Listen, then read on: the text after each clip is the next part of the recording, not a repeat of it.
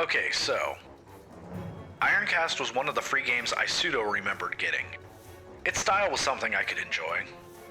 I appreciate a clever steampunk take on an idea. And I can be a sucker for mech games. Or at very least on paper. Mech games are always one of those genres I think sound great on paper, but never quite live up to the expectation. What I couldn't remember was why I didn't try the game yet. So I installed Ironcast expecting a 2D mech game. And I got that, with a gem matcher attached to it. I forgot all about the gem matching part. A gem matching mech game. I had my doubts about this idea, but I know Puzzle Fighter was a thing. That mixed Street Fighter with a gem game. So maybe this can work. Ironcast's battle system involves matching gems to gain resources, which are used to power your mech systems. Resources are collected by matching at least 3 adjacent gems of the same color, until the amount you want is collected, or you run out of connections. Since you have limited space for each resource, you will have to make decisions between matching everything you can for more XP gain, but losing additional resources, or using another turn after spending some of them. There are 4 resources with corresponding gem colors: ammo, energy, coolant, and repairs, or purple, orange, blue, and green gems respectively. Ammo is used for your weapons, while energy is used for your defensive systems, with coolant used as a secondary resource. And repair will be used to offset damage taken by the mech's different systems. There are then a few special gems you will come across. The overdrive gem can be collected with any other color, which will increase the next action's effect. There is also a link gem, allowing your connections to switch over to another color.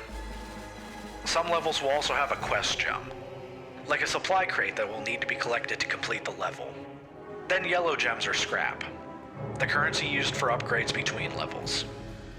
There are 3 turns to collect gems, and between those turns, usage of the mech's actions can be taken. After these 3 turns, the opponent will be given their turn to take actions. Then repeat. That is the gem side.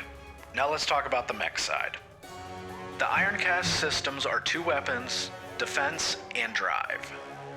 The defense system activates a shield, which absorbs a static amount of damage from every shot.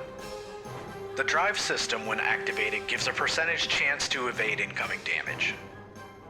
Then each mech has 2 weapons. The default weapons are a less damaging single-shot weapon that is better at getting damage through shields, and a multiple hitting higher overall damage weapon. When firing the weapons, you get the choice of what part of the opponent's mech to damage. If a part is destroyed, their corresponding system cannot be used until repaired. Upon completing the level, you will receive XP, manpower, and scrap. XP levels you up, giving you a choice between 3 upgrades. These upgrades can be general passives, system passives, or an Ironcast ability. Manpower comes into play against the boss, lowering its overall health. And as I previously mentioned, scrap is used for buying upgrades and repairing the mech. After making upgrades, you will be given the choice between a few missions. The standard mission archetypes: kill that, survive this, and collect those. There is a set number of days before the boss attacks, and each mission you take will count as a day.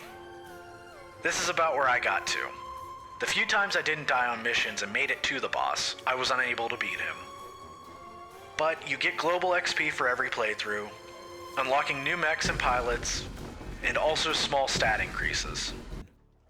But you get to choose from a few options, allowing you to inherit something from this captain.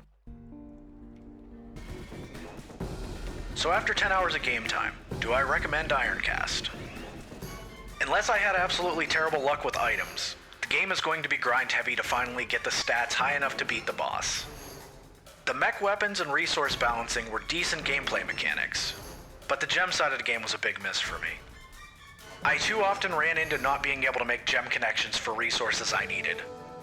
I also regularly found myself having to make tough decisions between buying upgrades or getting repairs.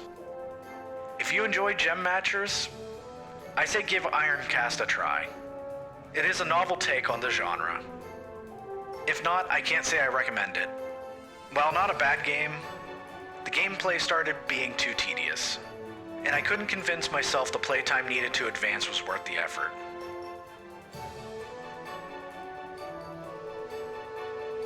Thanks for watching.